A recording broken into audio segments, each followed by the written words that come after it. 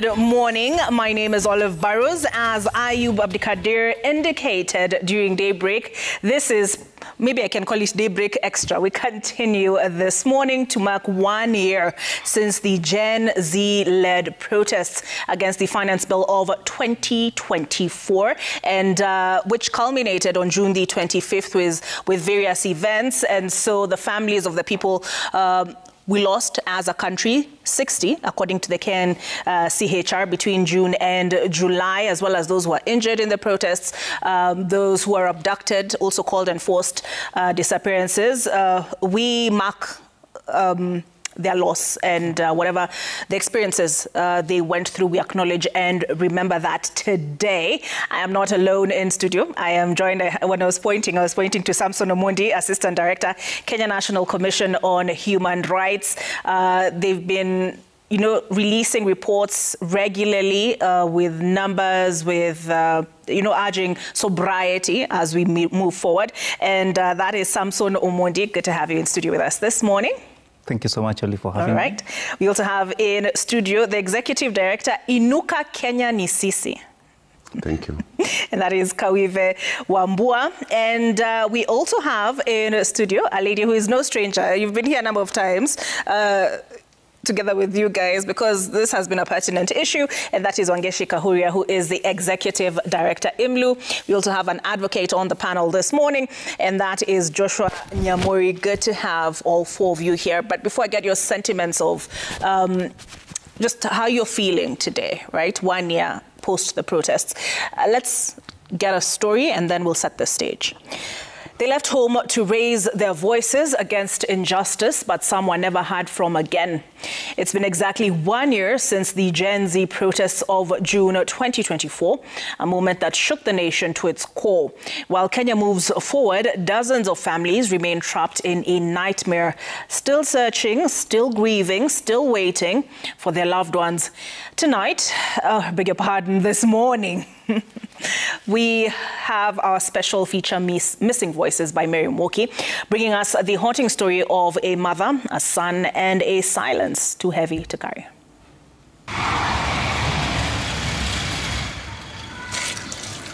1 year ago, on June 25th, a mother's world fell apart. Her 27-year-old son, Peter Macharia, left home to join the Gen Z protests. He never came back.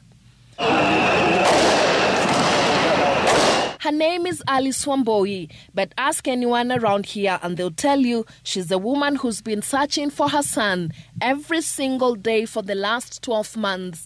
Peter Macharia was 27, a dreamer, a doting son, her firstborn. On the morning of June 25th, 2024, he joined thousands of youth in the streets of Nairobi chanting for peace. But he never returned home. Vile alitoka hakurudi, usiku ukafika, tukamngojea, tukaenda City Mortuary, tukamwangalia. Nilikuwa na marafiki wangu, tukamwangalia, hatukumpata. Tunaambiwa turudi Kenyatta bado. Na sasa Kenyatta nayo tukirudi, tunaambiwa hawezi kuwa huko, turudi City Mortuary. At the Kenyatta National Hospital, she was shown papers indicating her son had been treated for gunshot wounds and discharged, but there was no trace of him. He wasn't in the wards, they said. Nobody, no answer. Alice maintains the hospital was not entirely forthcoming with her. She insists there was no discharge. Tulienda Kenyatta, wakasema kuna mtoto aliletwa huko anaitwa Peter Macharia. Alikuwa na gunshot, lakini wakasema ilikuwa minor. Walisema alikuwa na 27 years. So mimi nilifikiria either ni yeye. Tulijaribu kuwaulizia, hawakusema. Walituambia kuna mambo hawaruhusiwi kuongea sana. She's lost 25 kilograms, her job, and nearly her will to go on.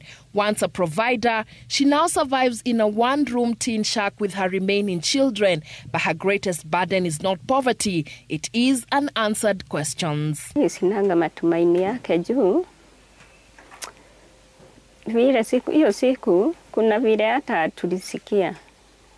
Juu kama mimi niligojeka sana, the same day. Yani sisi wote tulikuwa, nyumba mzima tulikuwa wagonjwa. Hatunaga matumaini.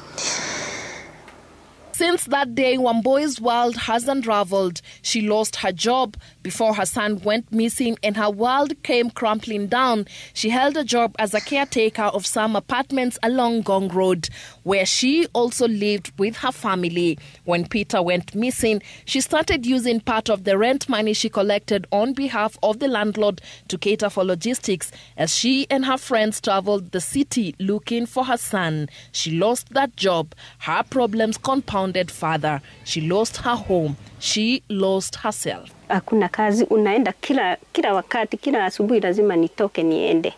Sasa kuna mahali naenda napewa kazi za siku 2, napewa kazi ya siku 3. Sasa inafika ni kukula tu. Saa ingine hata landlord anakuja hapa nje, anasema atafunga nyumba. Juu sasa umeshindwa hata kulipa nyumba yenyewe.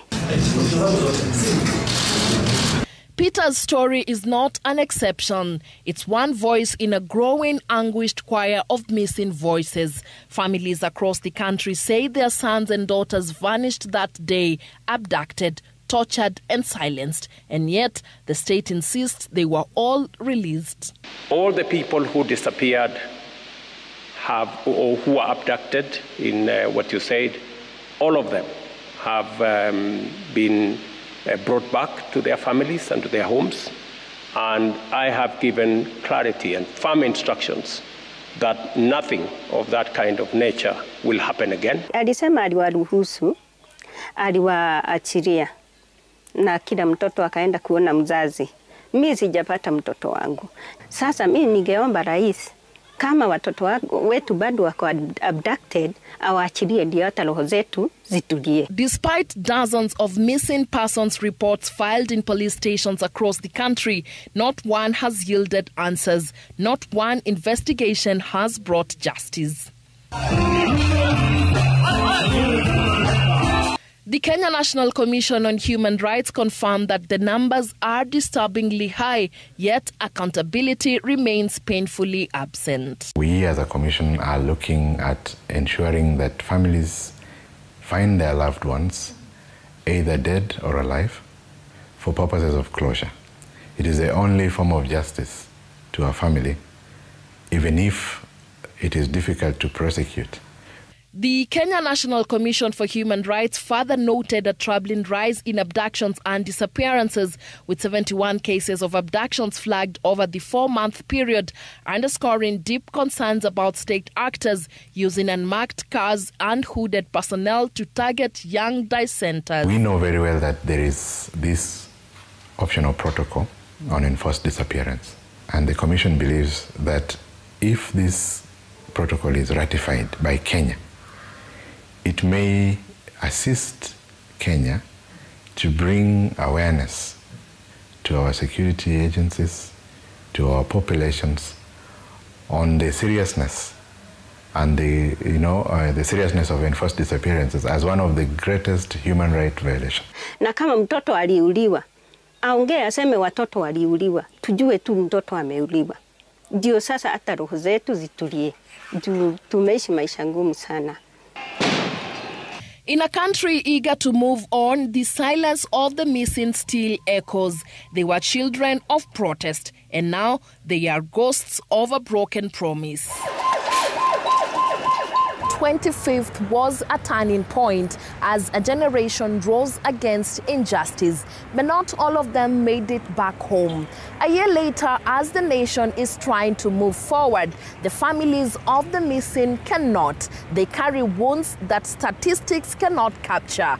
What they want is simple: justice and truth about their missing sons. Mary Mwoki, Citizen TV, Nairobi. All right. As I mentioned earlier, I'm joined by Samson Omondi, Assistant Director, KNCHR, the Kenya National Commission on Human Rights, Wangeshi Kahuria, who is Executive Director, IMLU. We're also joined by Joshua Nyamori, an advocate, and Kawive Wambua, Executive Director, Inuka Kenya ni Sisi. Just listening to that report, that mother's tears on Sunday, we carried this report as well as Rex Masai's, and you see his mother crying, and then and there are pictures again of the enforced disappearances of, I remember the casket photos, and you remember the dad crying. Clearly there are people, the press conference held the other day by the families, clearly there are people who are, for whom they've never really moved on because either the people passed and there's no justice yet, or the people are still missing. Samson, what are your thoughts? I mean, it's a lot of reflection, and reflection in the context of constitutionalism. And I think 1 year down the line, we ask ourselves a couple of very many difficult questions. And the first question is, we have what we call a good constitution. So have we followed the constitution? I think that is one. The second question is that the constitution gave a couple of laws that were supposed to be used in implementing it. And particularly, I want us to look at the National Police Service Act. I want us to look at the Public Order Act. I want us to look at the freedoms that are provided for in Chapter 4 of the Constitution, and the extent to which we have been able to follow this in ensuring that there's promotion and protection of human rights, but also ensuring that Kenyans get what they want. I mean, if you look at the stories, you see that there's clearly been lack of accountability. And I think what we continue to see moving forward is that impunity becomes entrenched day in, day out.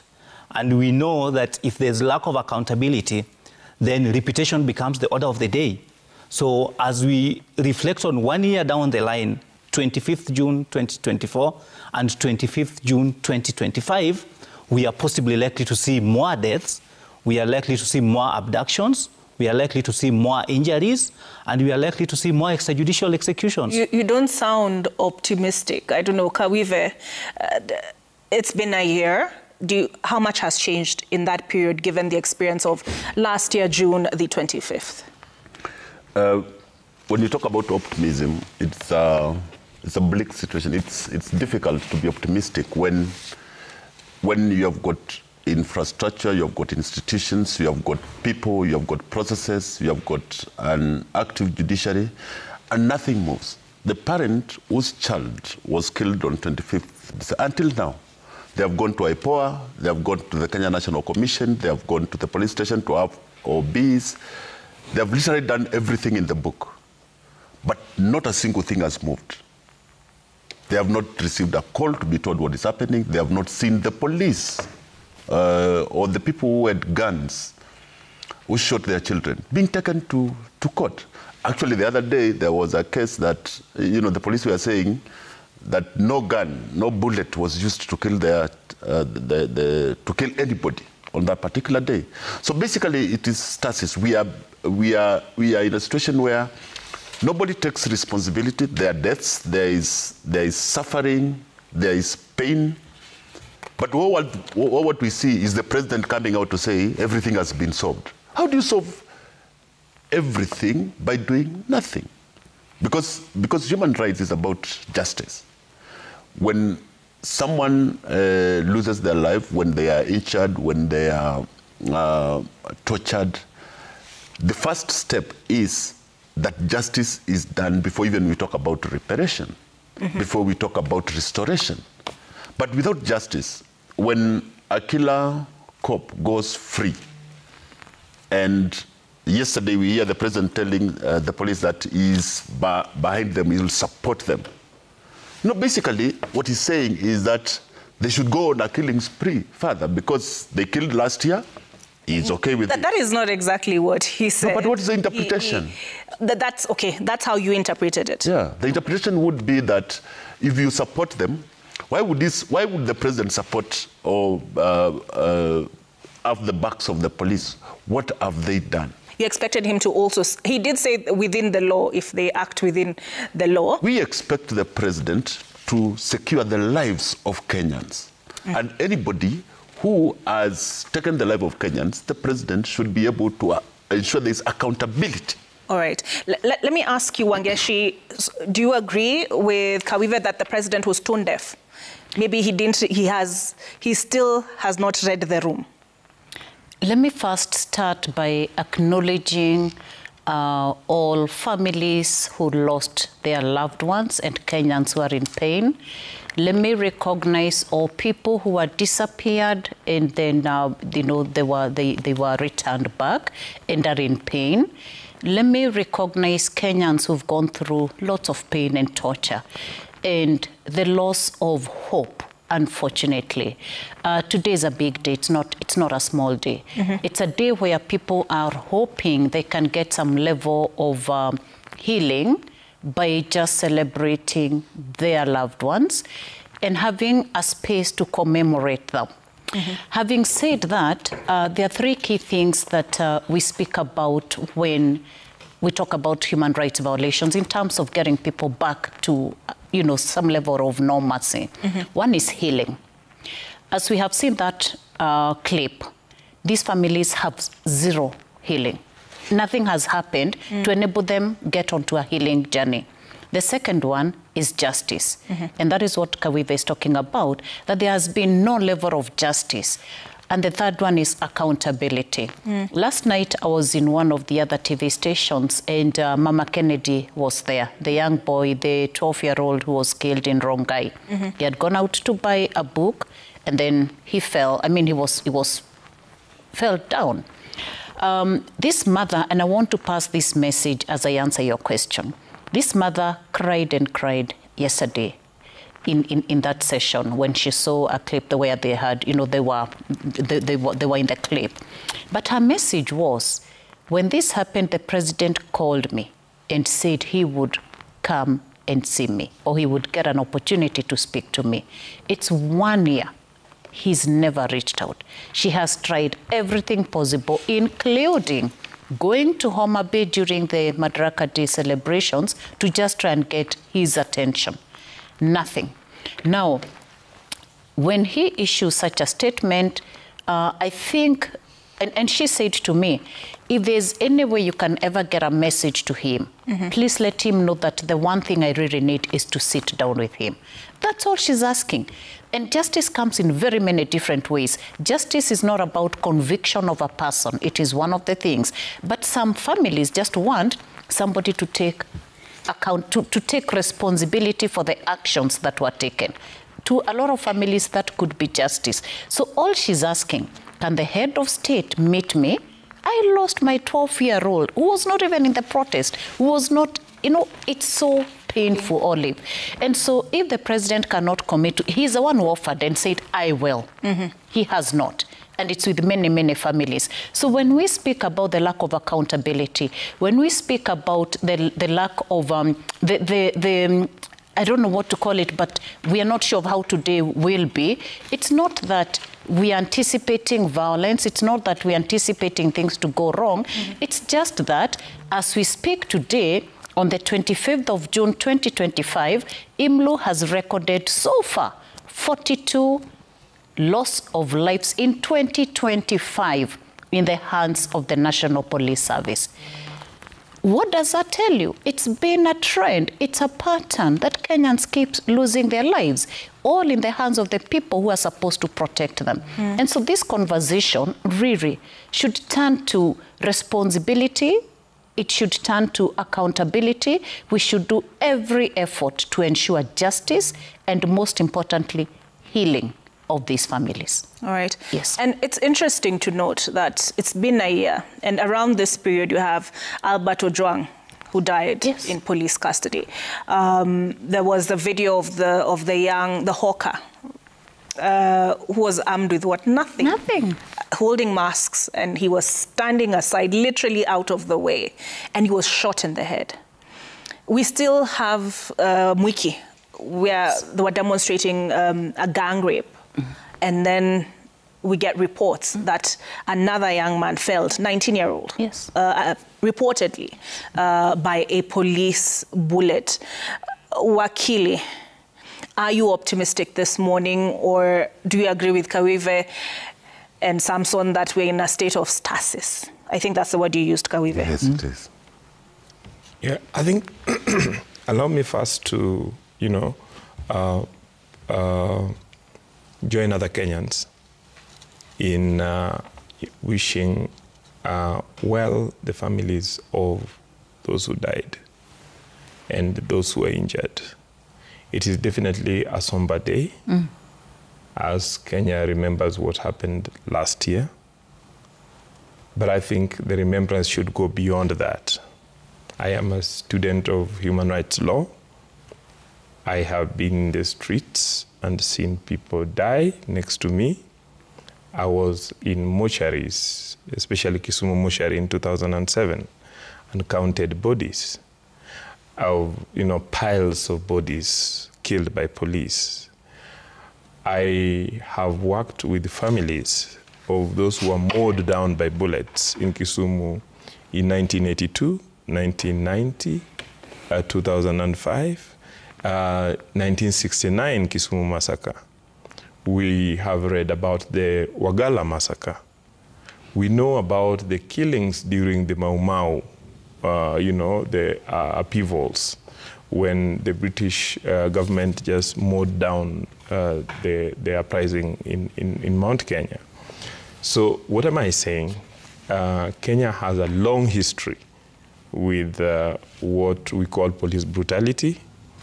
It is a systemic problem, and we have to try and transform the system. As we talk about it now, I think we are more open as a society than we were many years ago, and that we are able to question because of the information and digital age. This information is coming up almost on real-time basis. I mean, those of us who have worked in that area know that for many years, people were killed by the police and dumped without anybody knowing. And so my view is that as a country, we should definitely condemn police brutality. We should then join up. It is a time when we can, shift blames and blame everybody and the other person and refuse to take responsibility. But accept that as a society, we lost it in terms of governing ourselves and protecting ourselves. And find out, as Samson mentioned, what the Constitution promised, because the Constitution gave us, a promise that we need to have Kenyans safe, and that Kenyans should be free to express themselves, and that we should have a police service, move it from a police force. We must know that the historical genesis of the police service in this country is that it was a force for subjugation. It was a force for control by the colonial government. And so we need to ensure that we reform it to achieve the purposes that the Constitution then set. Okay. Yeah. And I suppose for many people, the question is, what will it take to reform the police service? Because a lot of reports have been written, a lot of task forces created to address that. But Samson, we had the president, and Kawive said the president has failed to strike the right note. In that report by Mary Moki, we saw the president saying, and I think it was a State House doing a joint briefing with a head of state, and he said everybody who was abducted, so he acknowledged that abductions happened, has been returned home. But you have this mother who is saying, where is my child? Exactly. I think KNCHR, the last time I checked, put the people still missing at 9. Imlo, I know you released a report. Was it 26? 26. 26. So how much public confidence does that engender in the public that they will get justice, that there will be reparations? I think there's no complete confidence in terms of how Kenyans will get justice from the systems that we have. And when you hear Wangeshi speaks and a mother insists that she wants to see the president, what does it communicate to you? It communicates that systems have broken, because ideally, if systems were working, it ought to be that people that commit offenses, I mean, if there's a case of extrajudicial executions, arrests should be done, investigations, prosecutions, people being taken to court, and we see movement. Unfortunately, we are in a system where you literally have to speak to individuals to ensure that your things happen. Because the systems that are supposed to move, the judiciary is not doing what is supposed to happen. The National Police Service is not doing what's supposed to happen. The Office of Director of Public Prosecution is not doing what's supposed to happen. So it's a system where everything has to be literally pushed by individuals who are in power. That is why people say, if only I could meet so and so, if only I could meet the president can help in pushing this. So, I mean, we need to look at what our Constitution says. And the Constitution says, promotion and protection of the human rights is the duty of the state. And this is done by state through the various structures that it has put in place. The unfortunate thing is that these structures are not working. So there's definitely no confidence. And I think listening to the Inspector General yesterday, speaking about asking Kenyans not to intimidate the police, I think you sit back and you ask yourself, what does intimidation mean? Because what Kenyans are looking for security as they go to express their rights.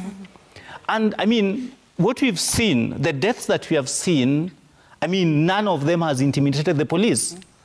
The death of Rex Masai, the death of the hawker that was shot last week, the death of everyone. I mean, these are people that have in no way intimidated the police. And I kept asking myself, what does intimidation mean? Because police exist to facilitate peaceful assemblies. Police exist to give us avenue where we can move. Police exists to protect us. So there's no way you can speak about intimidation when it comes in the context of maintaining law and order. So the point is there's no confidence, and it's bleak looking at it. All right. Kawive, I agree with Samson. A lot of what I've been hearing from those in leadership positions on the government side is that Kenyans should not provoke police, which then I raise the question with me is, who bears a greater responsibility for restraint, given who is bearing the arms? What do you make of that narrative? I think that is a narrative, what we may call a dead narrative. It is like an excuse for police to be violent, because clearly police are trained, they have got equipment, that is guns, they have got rungus and all that, bought with our money, bought with our taxes. And they're supposed to use this to protect us. I have no training whatsoever. So it is almost impossible for me to intimidate as a person. And I'm a bit taller and big, so I cannot intimidate a policeman because I don't have even the training. I don't have the capacity to do that. So it's like they're using that as an excuse to commit, to assault Kenyans, to commit violence against Kenyans. And it is really, really, really sad that if you look at today, for example, this morning, the whole of Nairobi has been cordoned. You cannot drive to the city. There is a police roadblock everywhere. Now, who is intimidating the police? No, look, in Eastlands, the road is closed somewhere at Church Army. Outside this studio on Agwix Kothek, the road is closed somewhere near Silver Spring. So you can't go anywhere.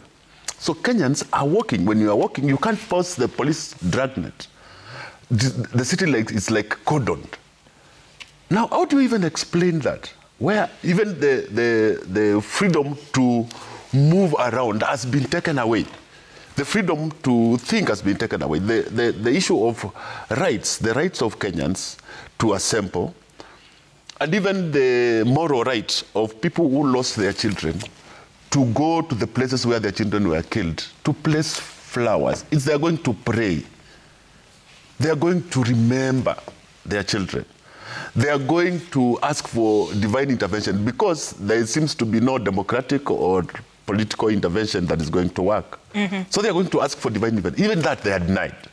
What country is this? You know, who is now intimidating the police if we were to use that? I think we need to get this right and say that as a nation we need to rethink our state. We need to rethink our interactions. We need to revisit what it is that we can do about the Constitution. The hope that was given by the Constitution has been taken away by the political leadership and the police. Okay. And Kenya is not a police state. All right, Kaive, I'll let you conclude your point. I just want to make note of the pictures we have on screen. We have opposition leaders. There I see Kalonzo Musyoka, I see Eugene Wamalwa and other leaders that are at the Holy Family Basilica. They're preparing themselves to head to Parliament and lay flowers, where we saw those shocking images of young men outside Parliament shot dead. Kawiva, had you concluded your point, or should I bring in? I just want to say that the promise of the Constitution is the promise of freedom, is the promise of fulfillment, both economic, political, social, and cultural. And everyone in power, led by the president, must be able to actualize that. And for today, because we have not been able to see justice for the people who are, for the children who were shot and killed by police last year, at least they should be allowed to mourn their dead. They should be allowed to access the sites of defilement, the sites of death, in remembrance. Okay. Because if they don't do that, how will we ever heal as a nation? All right. Wangeshi, I want you to come in at this point, right? So, justice. We have a poor saying, after Albert Ojwang, they've been, I think they said, what, 20 more? 24, actually. 24 more deaths in police custody. You have a poor saying, police don't cooperate with the investigations. Then you have an executive that tells us IPOA is investigating, is carrying out independent investigations. Where does that leave the Kenyan public? As I answer that question, let me first go back to the question you asked around provocation. And I want to put these two situations to you. One is where we are saying innocent protesters provoked the police, okay? Yet, you have other pictures which have been in the public domain of... All right, Wangeshi, I'm so sorry. I'll allow you to conclude your point. But first, we have Kalonzo Musyoka, Wiper Party, Wiper Democratic Movement Party leader, who is making a statement at this moment. I recall in particular that Wacha Wapite, thank you, that in 2023, some of us were nearly killed in Mathare. That time we are demonstrating peacefully against the high cost of living. In fact, those demonstrations of 2023 led eventually to the establishment of the National Dialogue Committee team, the NADCO. But in 2024, when the young people took to the streets in exercise of their constitutional rights, they were killed. Killed in 2023, by the way, about similar number, basically about 60 to 70, were killed, and we went burying them everywhere. We buried them in Siaya, in Makueni. My colleague was reminding us about Brian after near Wote, after Emali. And Brian, for example, the story was so sad. He had just qualified to go to the university, and his ambition was to go complete his studies, come and build a house for his mother. I was not able to do that, but we all got together with the county government, Makueni. We were able at least to give that lady a house within 1 month when we were burying Brian. So that was in 2023. In 2024, young Kenyans, the Gen Zs, caught world attention, and even today I'm quite sure the international community is watching. I've heard the BBC and others. The lead item is about a remembrance of the very brilliant and bold young Kenyans who came to the streets to, again, in furtherance partly to the issue of high cost of living, but they were now saying this was now being strongly enshrined through the infamous finance bill of 2024. So they came out armed only with bottles of water, their national flags and their telephones. And they did what actually became a very heroic action. So today we want to remember them. I remember, for example, Eric Kyalo was shot on the head by a sniper's bullet, and remember young Kennedy Odhiambo in very innocently in Rongai, and we had the testimony of his mother when we went for the memorial service at All Saints Cathedral. Young people. And then after that, the culture of abductions followed. They didn't stop at killing the young Kenyans, but they followed this now with high-handedness. The Sumbarus, the famous Sumbarus.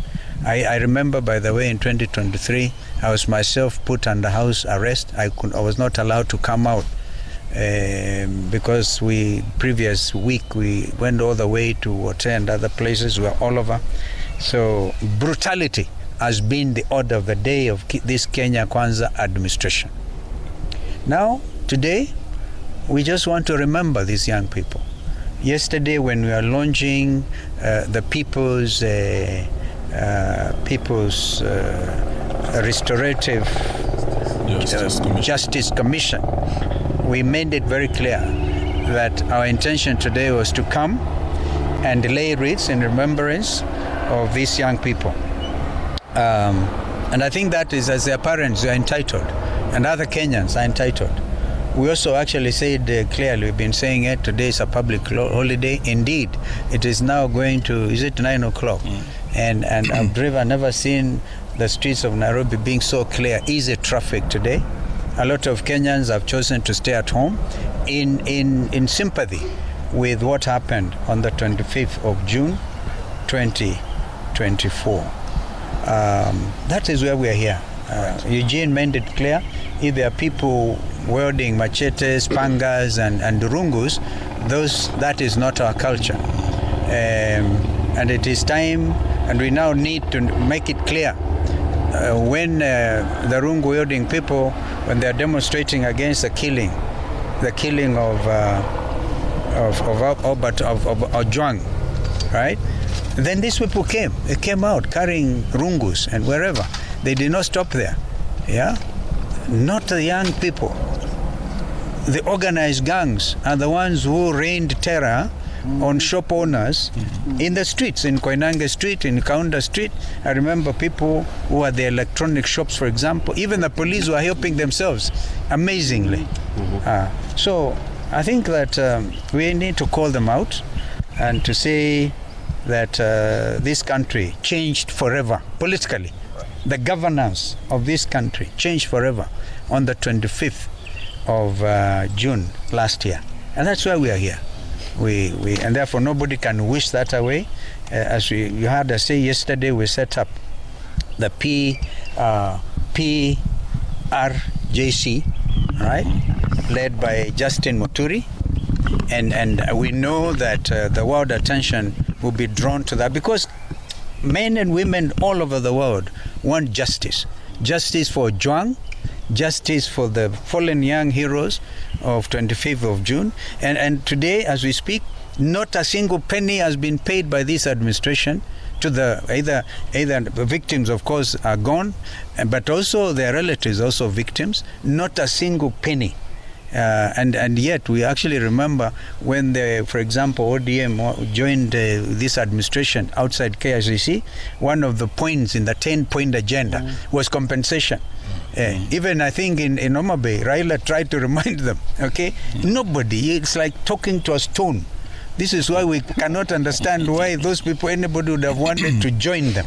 So we have set up a People's Commission, Justice Commission. And we know the world will be coming in, and if you look at the quality and the membership of that commission led by Justin Muturi, it is the best we could think of doing, and we must thank our brother Justin Muturi for agreeing to chair that, because his credentials will even attract all attention, perhaps even support, because I think the media will be invited to hear all these stories, some of which we heard yesterday. And so we must get our country back. That's why we are here. Okay. Yeah. Thank you. Maybe to Mheshimiwa Eugene. All right, that is Kalonzo Musyoka with other leaders there saying it is like talking to a stone with regard to this administration and the Gen Z protests. Let's now get an update on what the roads look like. I know Kawive was talking about how the town has been cordoned off. So we have Emmanuel To is actually on location. To, you're on State House Road, or perhaps you can tell us where you are and what the situation is where you are. Well, thank you very much, Olive. We are currently at State House Road, just next to State House. This is the point of conversion, or rather convention, where the Gen Zs, or those who are leading the demonstrations, are planning to come to. And yesterday they were told they should not come here, they should not dare make their way through this place because this is a protected area. And right now, there's something that has been done to ensure that that doesn't happen. And if my colleague Mauritius Odwor could just show you some of the pictures right behind me, where barbed wire, or rather razor wire, has been erected or actually put in place to ensure that nobody comes in. And there's a heavy contingent of police around State House Road. This is one of the roads that lead to the house on the hill. And of course, right now, the members of the police are just here to ensure that nothing goes amiss. And it has been the case. We have seen the barbed wires, the razor wires put across the city in all the roads that are leading towards the State House. And of course, it has also been the situation in Parliament. We have just, in our spot check this morning, we've seen the same situation to ensure that nothing happens as it happened a year ago when the Gen Z demonstrators ran over the security barriers that had been put around Parliament, also going, actually invading Parliament, and of course being the height of the Gen Z demonstrations, which actually led to some deaths. And of course the police there, and this has been the situation. Yesterday, the Inspector General of Police, Douglas Kanja, said nobody will be allowed to access the places which are restricted, and this is one of them. Remember, State House Nairobi, State House Mombasa, Nakuru, and other state lodges are also protected, and according to the Constitution, and of course other military bases which are actually outlined under the laws of the country to ensure that everything is actually according to plan. And this road has been a ghost road for the better part of today. There are only 1 or 2 vehicles that pass, but ideally it is not as usual. The Gen Z demonstrators, or those who are planning to demonstrate today, said it will be a public holiday, and it looks like one, although they said that it is only the CS for Interior who can declare this, and he was actually in his office by 5 a.m. today, ensuring that everything is safe. And it was rekindling the memories of last year's demonstrations when the former Deputy President Rigathi Gachagua also came to his office early enough to ensure that everything was going according to plan. And of course, we'll be crisscrossing the city to give you a picture of what will be happening. All the roads leading into the city have been barricaded. There are roadblocks all over, but we'll be here to give you those activities. Over to you, Olive. All right. Thank you for bringing us that update, Emmanuel To. And I just want to recapture the letter that was written by the mothers who lost children in the protests, and their statement to police, and they talk about also where they will be laying the wreaths. Families of Gen Z protesters killed by police are expected to lead a procession delivering petitions to public offices and lay flowers on streets of Nairobi in remembrance of their loved ones. Petitions are expected to be delivered to the office of the President on Harambee Avenue and Parliament. In the letter to police, they plan activities on Kenyatta Avenue, Mama Ngina Street, Moi Avenue, Harambee Avenue, and Parliament Road. I'll just take that again. Let me just go over that again. The families of Gen Z protesters killed by police are expected to lead a procession delivering petitions to public offices and lay flowers on streets of Nairobi in remembrance of their loved ones.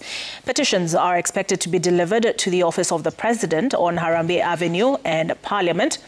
In the letter to police, they plan activities on Kenyatta Avenue, Mama Ngina Street, Moi Avenue, Harambee Avenue, and Parliament Road. And those pictures that picture on your screen shows where they'll be laying the flowers and where there will be delivery of petitions. You have there Kenyatta Avenue, Mama Ngina Street, Parliament Road, Harambee Avenue, and Moi Avenue that will be affected. And that is from 10 a.m., according to the letter to the police. So that is about in an hour's time. Wangeshi, I had cut you short earlier, and you wanted to address this narrative around the citizenry not provoking the police. Yeah.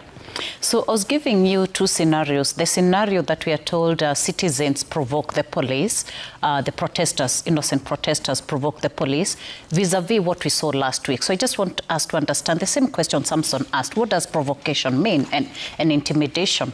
Now, you have very clear pictures that are in the public domain, okay, where police are literally watching as armed goons with long sticks are literally taking control of the city, Nairobi City CBD, okay? And they just watch and lay behind and do nothing. But when protesters who are holding nothing other than a phone and a placard and a bottle of water are walking on the street, you say you're provoked. This doublespeak has to end. It really has to end. In light of the letter that you've just read, that is what is expected, that you notify the police of your intentions, that you say we will be starting our protest or our march at this time, it will end at this time. We will go through these routes and you indicate. So in terms of condoning access to the spaces that they have said they're going to go, I don't know what that means in terms of them being able to deliver the petition, because they have clearly stated that their interest is to deliver a petition. I go back to what I said earlier. These are people with a lot of pain, deep wounds that need healing.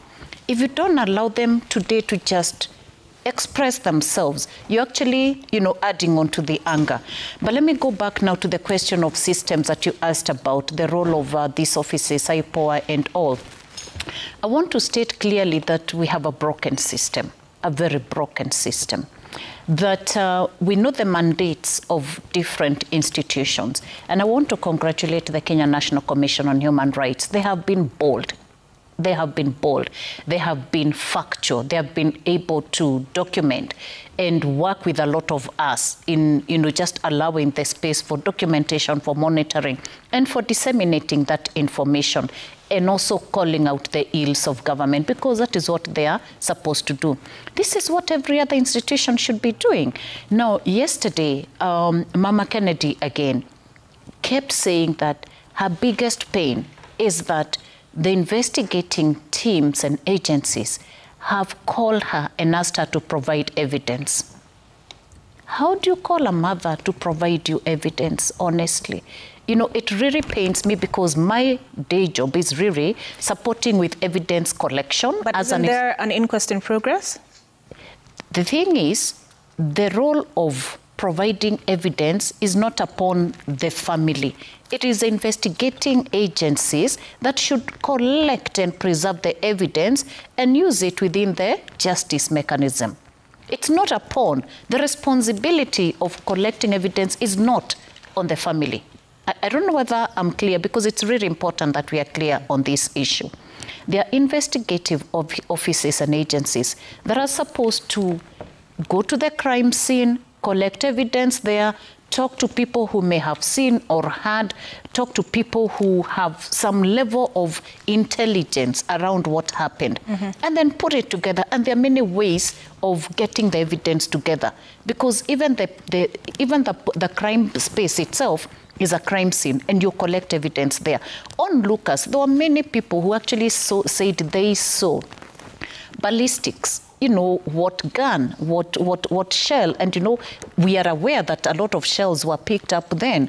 So the issue, the responsibility, what I want to emphasize is that the responsibility does not and should never be placed on the individual. Okay. That is not. So, all right, so let me just bring in Wakili, Joshua Nyamori.